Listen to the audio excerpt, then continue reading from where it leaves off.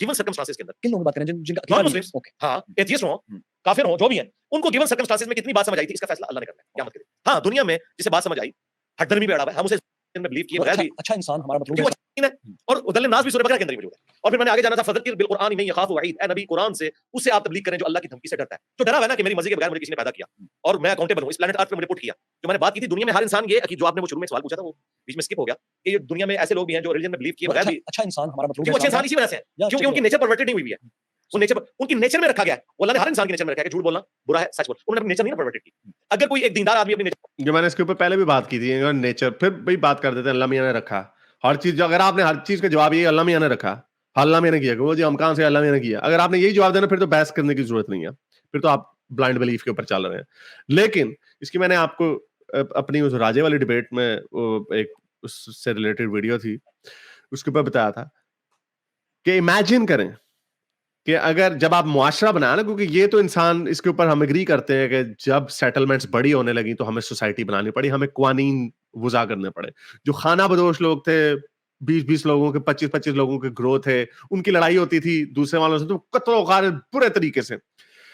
Better उसकी Steven Pinker की क्या उस बुक का नाम है, बेटर एंजल्स ऑफ टुमारो।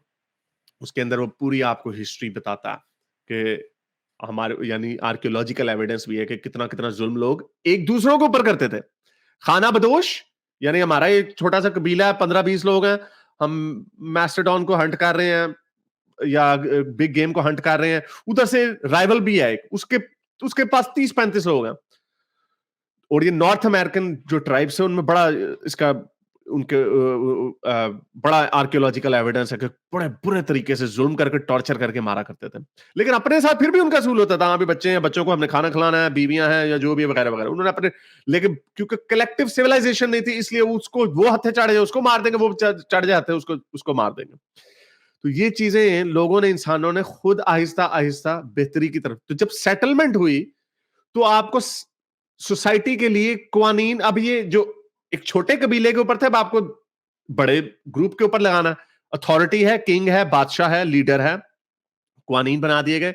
अब इमेजिन करें आप एक ऐसी कोई सोसाइटी को, मैं चैलेंज से बताता हूं, कोई सोसाइटी ऐसी बना सकते हैं कि जो झूठ के ऊपर चलती हो, जो झूठ के ऊपर, जहां पे सच को बुरा समझा जाए, झूठ के ऊपर झूठ को अच्छा समझा जाए। अब ये कहेंगे नहीं नहीं वो भी अल्लाह मैंने किया, अल्लाह मैंने फिर सच को ही क्यों किया, झूठ को क्यों नहीं किया? अच्छा दलील देना, दलील से बात करें। हमारे पास दलील है कि सच को क्यों रखा गया झूठ के ऊपर। उसकी वजह यह है, अगर आप झूठ के ऊपर करेंगे आपका ना कारोबार भी नहीं हो सकता, आपका कोई रिश्ता कायम नहीं रह सकता। इवन छोटी सी बात मैंने मिसाल दी थी, अगर बस का टाइम टेबल इमेजिन करें, आप बस के टाइम टेबल पे जाए, बस का टाइम टेबल लिखा हुआ है 10 बजे जो बस आती है वो आएगी उसको, लेकिन वो लिखा हुआ 10:10 पे आएगी, क्या वो मुआशरा चल सकेगा? क्या कभी भी कोई उस बस के ऊपर बैठ सकेगा जो अपने टाइम पे ना आती हो, डिलिबरेटली उन्होंने गलत टाइम लिखा? वो ऐसा हो नहीं सकता। इसलिए झूठ के ऊपर मुआशरा चल ही नहीं सकता, मुआशरा चल ही सच के ऊपर। तो ये यूनिवर्स की एक क्वालिटी है, दो पोजीशंस हैं, और जिसमें हम चल सकते हैं, अपनी बेहतरी कर सकते हैं, वो सच है। ये है इसकी दलील।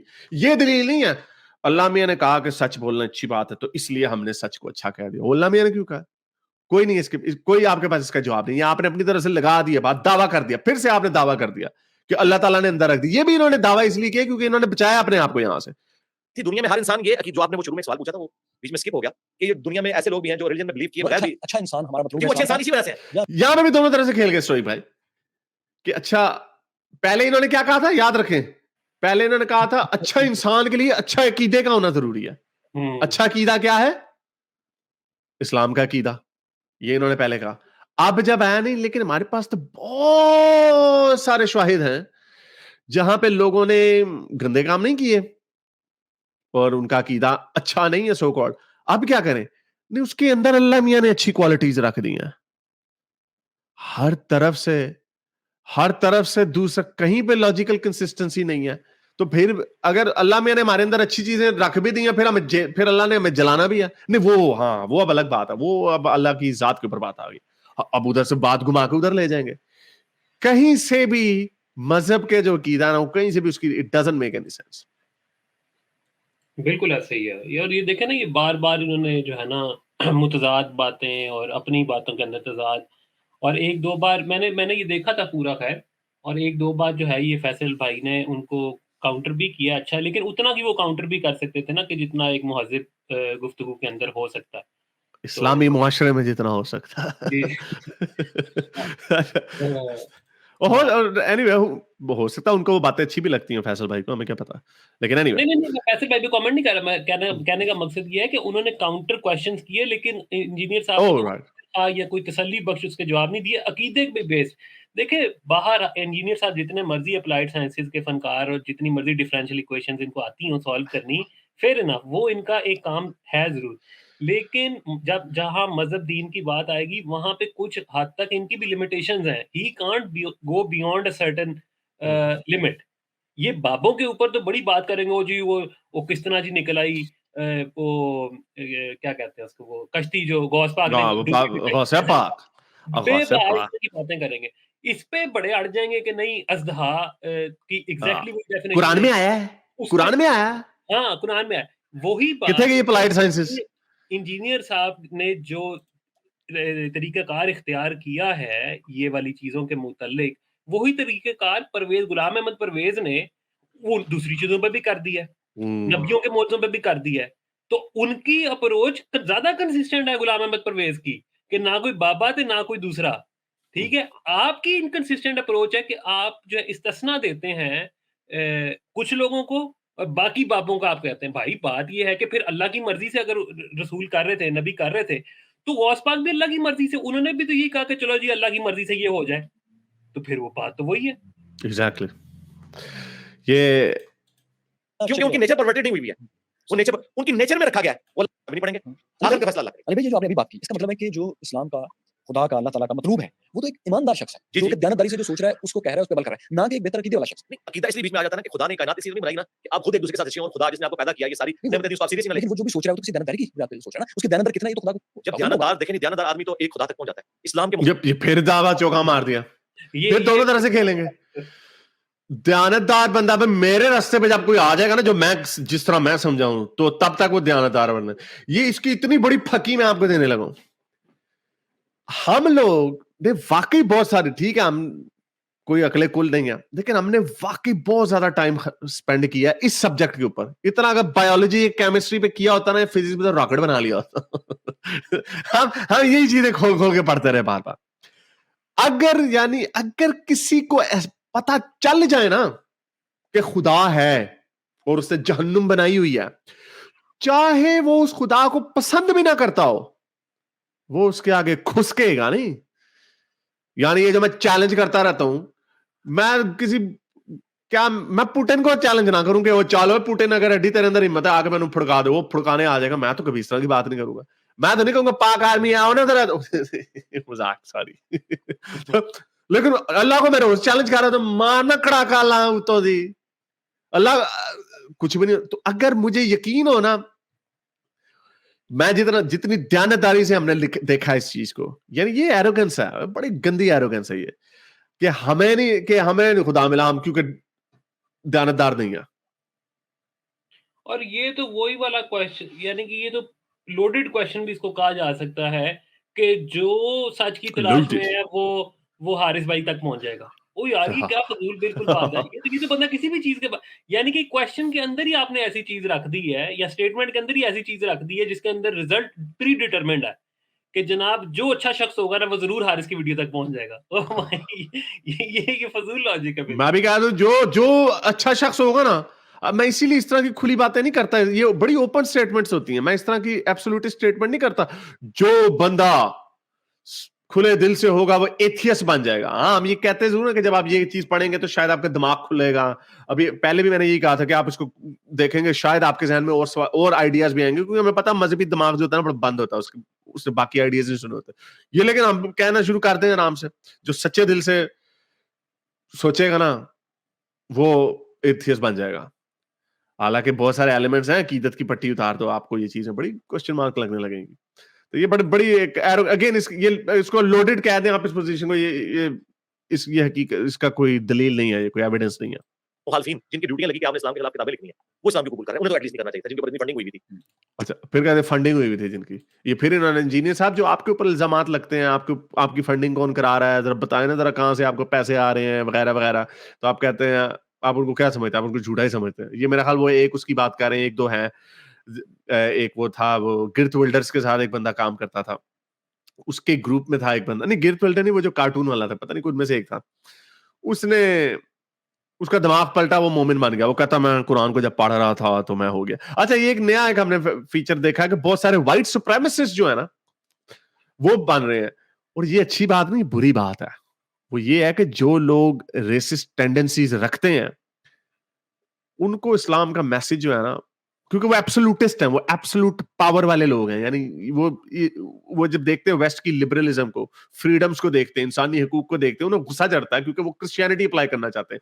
क्रिश्चियनिटी अपने आप को उस तरह अप्लाई अप कर नहीं पाती मुआशरे में। जो एंड्रू टेट ने वजह बताई, उसने कहा मुझे क्रिश्चियनिटी से मैं इसलिए हट गया पीछे, क्योंकि क्रिश्चियंस जो हैं गेस को भी एक्सेप्ट कर लेते हैं, हर चीज को एक्सेप्ट कर लेते हैं, जीसस की बेहुरमती भी एक्सेप्ट कर लेते हैं, लेकिन इस्लाम डटा हुआ है, यानी इस्लाम शिद्दत पसंद है। तो इस वजह से उनको वो चीजें, तो ये इस चीज की दलील नहीं है। आपने इंजीनियर साहब कहा एक दो लोग हैं हो जाते हैं, कन्वर्ट हो जाते हैं, अच्छा जी, और वो भी छोड़ देते हैं इस्लाम कुछ अर्से बाद, लेकिन चले मान लिया कुछ हैं, कुछ गोरे हैं, पोस्टर बॉयज होते हैं, लेकिन आपके घरों में इतने लाखों लोग, आपके मुल्क में मुसलमानों में जो इस्लाम छोड़ रहे हैं वो सारे बददियानत है। गोरे ने इस्लाम कबूल कर लिया, देखें जी, कोई तो इंटेलेक्चुअल डेप्थ रखें इसके अंदर। ये तो मुझे बड़ा, ये बहुत, आई एम सॉरी टू से, बड़ा ही मायूस कुन इंटरव्यू है। जो पूरी लेगेसी इस्लाम दुश्मनी की लेके चल रहे थे, तो आखिर इस्लाम ने उन्हें कंकर क्यों कर लिया? उस सच्चाई ने। आज भी नहीं, वो सच्चाई नहीं है, उसका वो बातें अच्छी लगी है, इस तरह तो वो क्यों लोग बड़े मुसलमान क्रिश्चियंस हो जाते हैं, क्यों? क्रिश्चियन सच्चाई है। वो बड़े मुसलमान एथियस्ट हो जाते हैं, क्यों? एथियज्म सच्चाई है। ये क्या बातें हैं यार ये। अपने आपको धोखा देगा ना, वो सच्चाई तक नहीं पहुंचेगा। लेकिन मैं बता रहा हूं आपको, अगर कोई शख्स अपने साथ भी फेयर है और सच्चाई के लिए वो कोशिश करेगा, ट्रूथ लवर होगा, ये खुदा का मानने वाला वो जरूर होगा, अल्टीमेटली यहां तक पहुंचेगा। अल्टीमेटली वो जहां तक मैं कह दूं, जो बंदा सच्चा होगा ना, अकीदत की पट्टी और सारी ये बोंगी बातों को ट्रक के नीचे फेंकेगा, वो एथियस्ट जरूर बनेगा। वो सारे खुदाओं खुदुओं को छोड़ देगा, वो एथियस्ट जरूर बनेगा। हमने भी कह दिया ये बात। एथियज्म डिनायल ऑफ गॉड नहीं है, एथियज्म अपनी मर्जी की जिंदगी है। वो खुदा को इसलिए हटाना चाहते हैं ताकि रुकावट हट जाए, हम अपनी मर्जी की जिंदगी बताएं। इसलिए आप देखें, इनसे भी आप क्रिटिकल थिंकिंग पे बात करें, मैंने तो जब भी कभी मौका मुझे मिला है 2 मिनट में इनका वही बिहेवियर होता है जो एक परवर्टेड मजहबी नेचर के लोग हैं। उन्हीं के आप अच्छा अभी बल्कि पूरा कर दें। उसूल मुबादी पे, साइंस की बुनियाद पे, ज़ाहिर है कि वो तो ये समझ रहे होते हैं कि मैं एक जाहिल आदमी के साथ, वो तो एक क्वालिफाइड इंजीनियर के साथ बैठे हैं, तो मैं कहता हूं साइंस पे बात कर लो, एंट्रोपी पे बात कर लो, सेकंड लॉ ऑफ थर्मोडायनामिक्स पे बात कर लो, लेकिन उसूल पे रहना है। मौलवियों को इसलिए धोखा देते हैं, बेचारों को चीजें नहीं पता, मुझे तो पता है, मैं कहता हूं उसूल खड़ा करते हैं और उसमें रंग भरते हैं। जहां तुम गलत हुए तुम सरेंडर करोगे, जहां मैं गलत हुआ मैं सरेंडर करूंगा। 2 मिनट में वही उनकी बातें उसी तरीके से जो है गुस्से से जो है वो इतनी हो जाती है और यहां से थूक निकलनी शुरू हो जाती है 2 मिनट के अंदर। वो भी एक पूरे का पूरा कल्ट बन चुका है। इल्मी बहस अच्छा, कल्ट बन गया।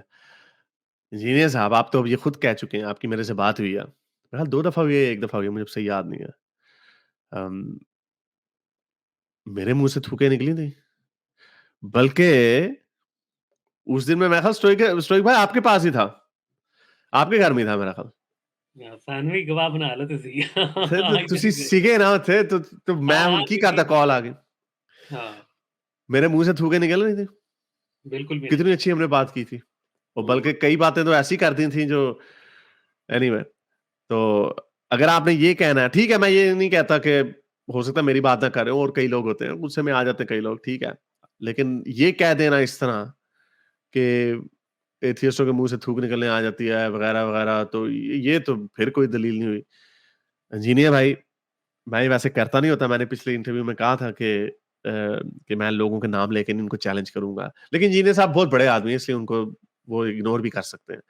लेकिन इंजीनियर साहब ने खुद चैलेंज दिया हुआ है कि जो इनके बड़े हैं उनसे हम बात करेंगे। मुफ्ती मुनीबुर रहमान कहां से आएंगे जी? बरेलवियों की तरफ से। हाँ जी, प्लैनेट अर्थ मुफ्ती तकी उस्मानी साहब देवबंदियों की तरफ से। हाँ जी, वाबियों की तरफ से इनका बड़ा कौन है जी? साजिद मीर। साजिद मीर। अहले तशय्युओं की तरफ से कौन है जी? चले उनकी तरफ से भी कोई होगा। हाँ, हाँ, वो उनसे, तो एथियस्टों में इस नाचीज को ही समझने का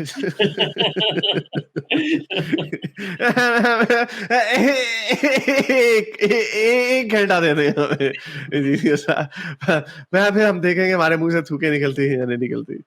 तो ऐसे ही आपने इंजीनियर साहब कर दिया है। ये मैं इसीलिए कमेंट कर रहा हूँ क्योंकि लोगों को पता है मेरा बड़ा इज्जत और मैंने हमेशा इंजीनियर साहब को बड़ा इज्जत से एहतराम से उनका नाम लिया, अभी भी इज्जत और एहतराम से, लेकिन अब चूंकि उन्होंने ये बातें की हैं एथियस्टों के हवाले से, तो इसका जवाब देना बनता, तो इसलिए मैं ये जवाब दे रहा हूँ। अगर आपको मेरी ये वीडियो अच्छी लगी तो मेरे चैनल के मेंबर बनिए, पेट्रन बनिए, या फिर आप मुझे बाय मी या कॉफी में भी सपोर्ट कर सकते हैं।